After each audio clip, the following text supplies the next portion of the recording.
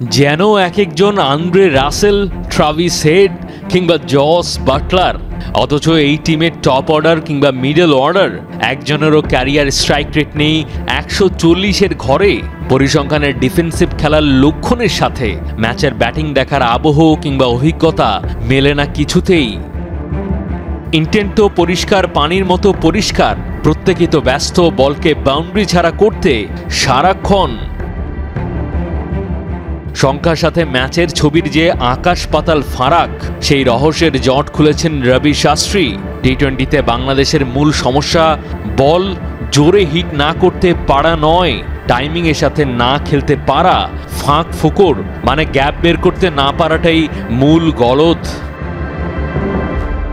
সারাক্ষণ মারতে যাওয়ার চেষ্টার সচরাচরের পরিণতি পাহারাদারদের মতো দাঁড়িয়ে থাকা ফিল্ডারদের হাত।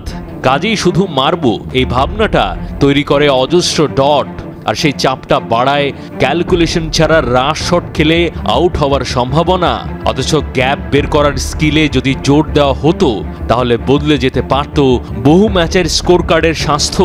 রেজাল্টও কি অনেক কটাতে বদলে যেতে পারত না? ইংল্যান্ড যে কোনো কন্ডিশনে বল ওয়ান থেকে মেরে খেলে। ভারত জানে 170 ডিফেন্ডিং টোটাল, কারণ তাদের কাছে এখন ওয়ার্ল্ড ক্লাস লেভেলের বোলিং লাইন আপ।